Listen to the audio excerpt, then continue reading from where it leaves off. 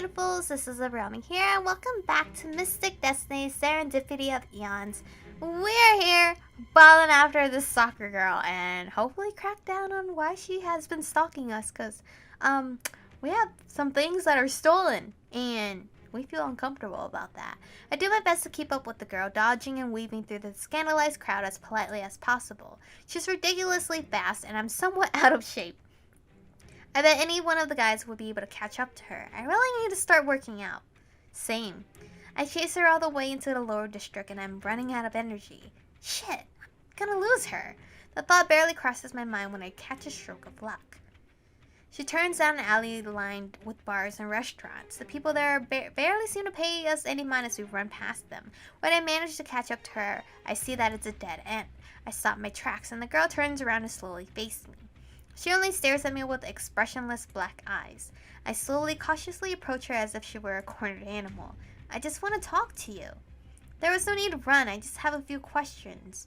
The girl raises both hands up, the back of her hands facing me. I stare back in astonishment. I recognize that stance. Is she going to? Suddenly her hands are covering in something like flames. Only they're the wrong color. Black fire? I start to back up, but I'm not going to make it in time. The girl gives me a chilling smile, but wow, look at her expression. That girl's face is a face of a killer. The girl gives me a chilling smile before throwing the fire at me. I have to protect myself. Panicked, I throw up my hands to protect my face. I vividly remember my practice session with Shou. Seeing a ball of fire come at me so close, I can feel the heat on my face. Fire explodes into tiny little flames against the shield I almost unsubconsciously erected. My pulse beats fast in my throat as I process what just happened. She attacked me! The girl doesn't give me any time to think though. She summons up more fire and keeps throwing them at me relentlessly. I can feel the force of her power and it's a lot stronger than Shou's was. Stronger and I can't quite put it into words. Probably strong. That feeling of she wants to kill you, so it's that strong. Her fire feels so entirely different from Shou's, heavier somehow. I can't keep this up. I move slowly backwards with my hands out in front of me as she throws fireball after fireball with a crazed grin. Whoa! My perspective suddenly tilts and I realize too late that I'm falling, having tripped over a box. I try to put one hand behind me to catch myself, but when my concentration split, I realize I can't hold the shield just a second too late. Everything seems to happen in slow motion as two dark fireballs head straight for me. I see something orange in my peripheral vision streak by me and I realize it's a person. Shou? The figure jumps in front of me at the same instant the fireballs reach me and they make contact with their body. I cover my face as bits of fire fall everywhere around me. Are you okay, Michiko? Where did it come from? I slowly take my hands down, frightened of what I might see. Shou is in front of me, half kneeling. He glanced. Oh my god, my love! Your jacket! I was like, shirt. Your jacket! He took the heat for me. He glances back at me, breathing heavily. His clothes are partially burning away from the black fire, and he has burns all over the skin that's revealed. Oh, love, no! I thought you said fire doesn't hurt you. I'm assuming that was a strong-ass fire then. But Shou's face shows only a little of the pain he must be feeling. There's an intensity in his eyes that I've only seen once before. I'm too stunned to say anything at all. My eyes move toward the girl and I see that she stopped moving and is looking past me. Shou! Oh, Shinji! I always smile when I see Shinji. I turn to see Shinji, Tetsuya, and Hikaru of all people arrive on the scene. Wait, Hikaru? Professor Kazama? Shinji and Hikaru immediately run to Shou. In that moment, the girl runs past me before I have a chance to even process everything that's happened. Tetsuya reaches out to catch her, but the moment he grabs her arm, he jumps and lets go as if touching her was painful. She doesn't look back once as she disappears into the crowd on the sidewalk behind us. I look back towards Shou and I see him trying to stand, but his knees quickly buckle. Shou! I scramble to get up and catch his arm, preventing him from falling. I put it around one of my shoulders while Shinji gets the other. I can yell at him after he's healed, or why did you do that? Are you reckless idiot? I hate this because it give us so much options. Why did you do that? Are you reckless idiot? I'm gonna go obviously pick all the choices because I don't know which one I like. My heart hammers away against my ribcage. I try to swallow the lump forming in my throat.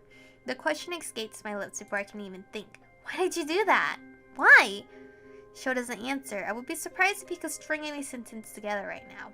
Instead, I try to check Shou's body for injuries, but when I see how bad his burned flesh is, I start sobbing all over again. Tetsuya walks over and gently takes Shou's arm from me, putting it over his own shoulder.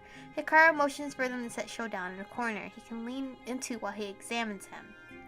I don't think he's gonna answer to any of it. Shou, you reckless idiot! I cry out. I can feel the tears threatening to spill from my eyes. I know this isn't the time, but what made you think jumping out in front of me like that was a good idea? My voice cracks under the pressure of held back tears. Not expecting a reply from Shou in his state, I focus on holding him up instead.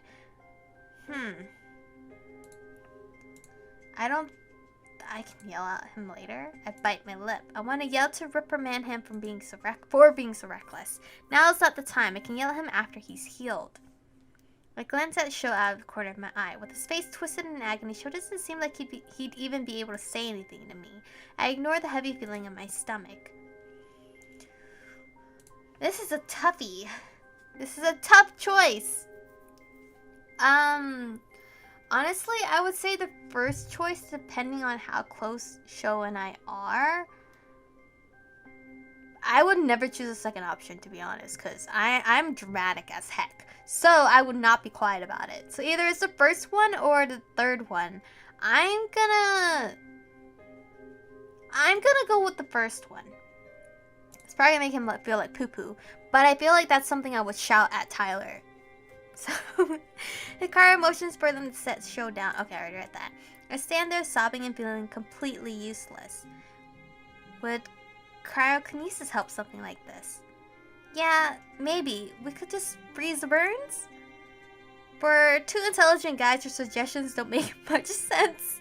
Just calm down and let me handle it. Oh, Hikaru's so good looking. Shou himself looks like he's starting to succumb to the pain. Oh, okay. This is making me really upset. Because, like, who is this girl? Why is she so powerful? And why is she after me? His eyes are closed as he leans against the wall and he's gritting his teeth. I see a small but bright light from Hikaru's hands. Is she the daughter of Shou's caretaker? Question mark, thinking face. From Hikaru's hands as he places them over Shou's burns. Why, Shou? Why? I don't know. I just wanted to. For whatever reason, this makes me cry even harder, and Tetsuya looks up at me. Crying is not going to help right now. Shut up, Tetsuya! I'm an emotional wreck right now. You can't tell me crying is not going to help right now. I know it's not helping. Why don't you go home? Shou's not going to die. He's in good hands with the professor. I can't leave Shou like this. I won't. Hikaru stands up, apparently done with healing Shou. Shou himself seems to be almost asleep, his breathing more regular. Hikaru looks at me. You're too emotional to get home by yourself. Exactly, a man that's thinking. I'll take you. Oh, shoot. No! Don't take me, Hikaru. My love for you will only grow. And this is Shou's route. I can't be doing this. He looks back at Shinji, who's helping prop up Shou. Please take Shou home. He needs a lot of rest right now. I wonder how Shou found me. I just got off work, so I'll help you get him back. I don't think he's capable of standing much right now. Sorry. I watch Tetsuya and Shinji pick an unconscious Shou up, and Hikaru puts a hand on my shoulder. They'll be fine. Come on, let's go. He is so charming.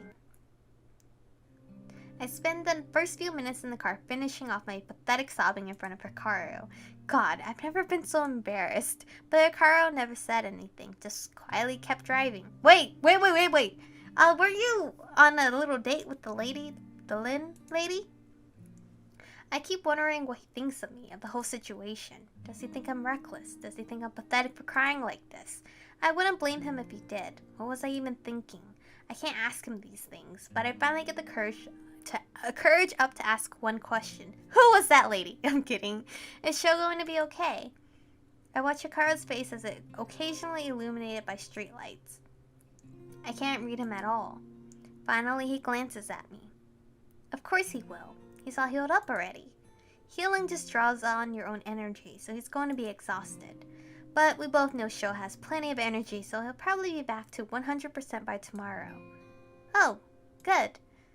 I'm relieved to hear that, but the shame of my actions won't just disappear so easily. Why was Shou there? Why was Shou there, though?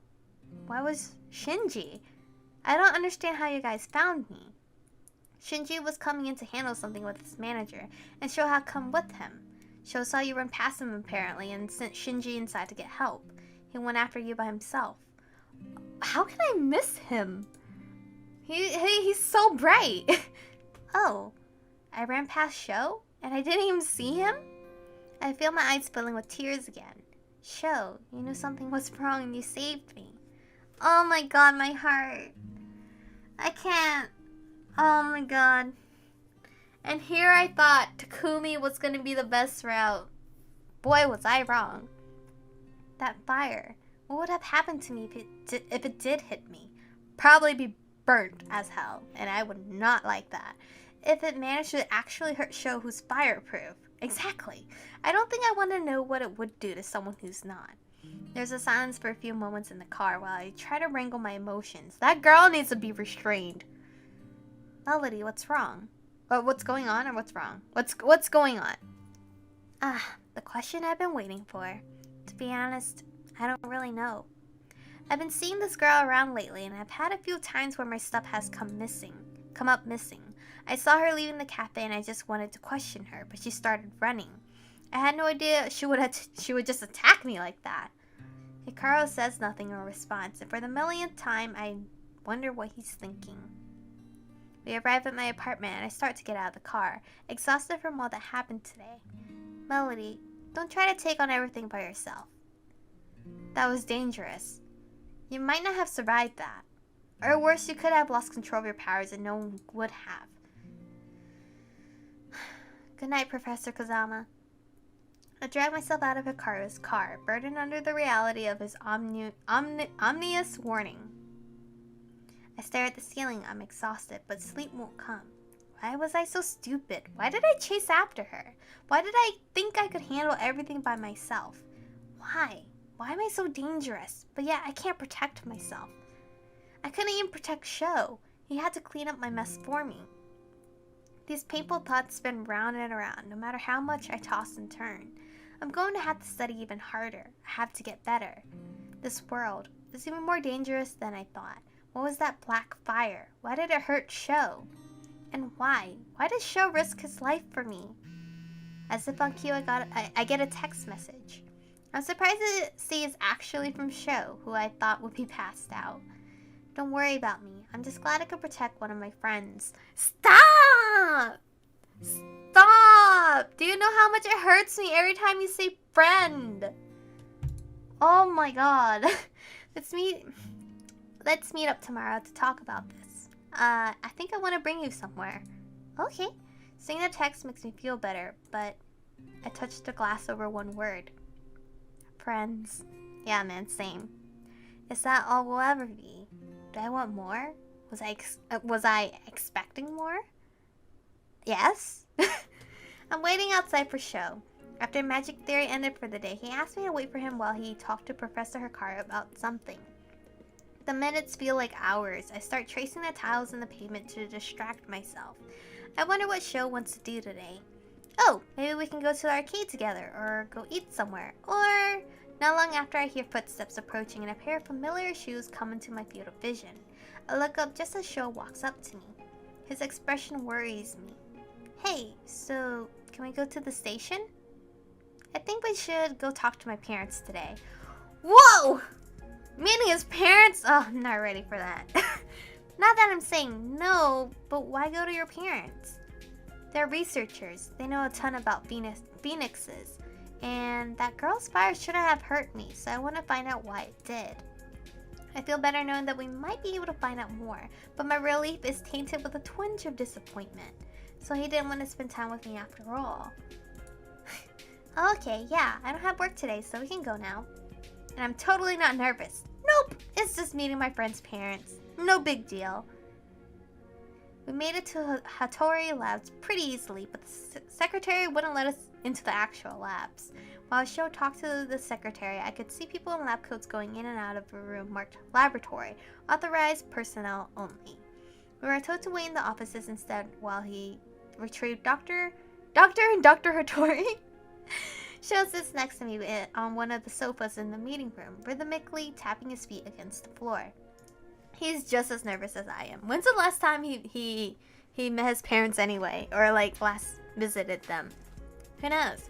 But anyway, this is where we're going to end today's episode off. Next episode, we are going to meet his parents, which we've never seen before. So I honestly don't know if they also have images for the parents. They should, right? Because we're seeing all the other parents for the other guys. So we should see them. Anyway, thank you guys for watching today's episode. Stay beautiful, and I'll see you guys in the next one.